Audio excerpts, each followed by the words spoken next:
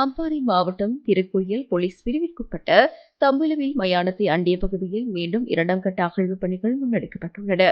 கருணா பிள்ளையான் குழு முக்கியஸ்தர் இனிய பாரதியின் மற்றொரு சகாவின் வாக்குமூலத்தின் அடிப்படையில் நேற்று மாலை அகழ்வு பணிகள் முன்னெடுக்கப்பட்டுள்ளன. அக்கரைப்பற்று நீதவான் நீதிமன்ற மேலதிக நீதவான் திருமதி தேசிபா ரஜீவன் முன்னிலையில் ஜேசிபி இயந்திரம் மூலம் அடையாளம் காணப்பட்ட பல இடங்கள் தூண்டப்பட்டு வருகின்றன. கடந்த 2005ஆம் ஆண்டு காலப்பகுதியிலிருந்து கருணா பிள்ளையான் அணியின் முக்கியஸ்தரான இனிய பாரதியின் முக்கிய சகாவாக செயற்பட்ட அம்பாறை மாவட்டம் காரைதீவு பகுதியைச் சேர்ந்த சந்தேக நபர் குறித்த பகுதிக்கு கைவிலங்கிடப்பட்டு அழைத்து வரப்பட்டிருந்தார்.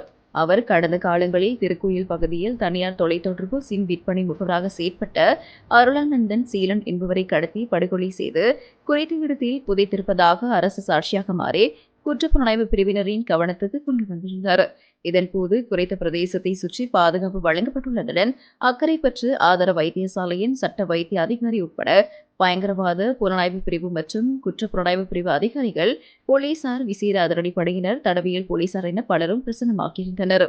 ஏற்கனவே கடந்த மாதம் ஜூலை அன்று தனியார் தொலைத்தொடர்பு சிம் விற்பனை முகவராக செயற்பட்ட அருளானந்தன் சீலன் என்பவரை கடத்தி படுகொலை செய்து குறித்த பொது மைதானத்தில் புதைத்திருப்பதாக அரசு சாட்சியாக மாறி அக்கரைப்பற்று மாவட்ட நீதவான் நீதிபதி ரிஸ்வான் மேற்பார்வையில் கடந்த 2005ஆம் ஆண்டு காலப்பகுதியில் இருந்து கருணா பிள்ளையான் அணியின் முக்கியஸ்தரான இனிய பாரதியின் முக்கிய சகாவாக செயற்பட்ட அனோசியஸ் சுரேஷ்கந்தா எனப்படும் யூத் எனும் சந்தேக நபர் குறித்த பொது மயானத்துக்கு கைவிலங்கிடப்பட்டு அழைத்து வரப்பட்டிருந்தார்.